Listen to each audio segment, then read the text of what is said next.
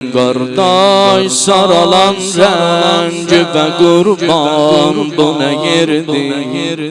Qardaş saralan rəng və qurban bu nə yerdir?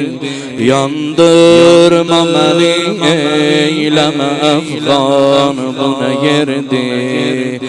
Əvvəl dolanıb yavər o ənsar və baxdım, doldu gözünə bas ələmdar və baxdım. Bir Zeynəbə bir xırdaca qızlar və baxdım. Oldun niyə çox hali pərişan bu nə yerdir? Yaralı can yaralı mən sənə qurban yaralı. Buyurun! Yaralı can yaralı can sənə qurban yaralı. Yaralı can yaralı can sənə qurban yaralı. Yoxsa bu həman mərkəzi ifaya vəfadır. Bu dəştidə Leylanın şivan vələdadır. Vazihdə görüm yoxsa bu yer Kərbəladır.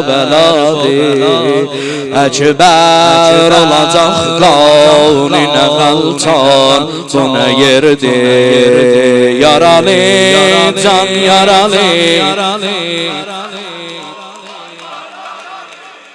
yaralı can sənə qurban yaralı. Sənə mən ağlamasam, sənə mən elləmisən qərəbi bağlamasam, qərəbi bağlamasam, sen sinəmi dağlamasam, sen sinəmi dağlamasam, sen sinəmi dağlamasam. İndi əvvəldən bahəmdi ağa sənə mən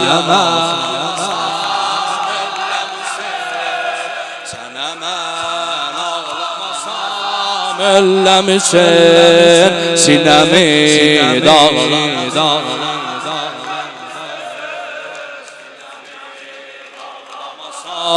elləmisən Əbəl Fəzl Aləmdar. Hamı buyursun o Əbəl Fəzl Aləmdar, Əbəl Fəzl Aləmdar, Ali Heydər Kərrar, Ali Heydər Kərrar. Allahümme celle veliykel ferah.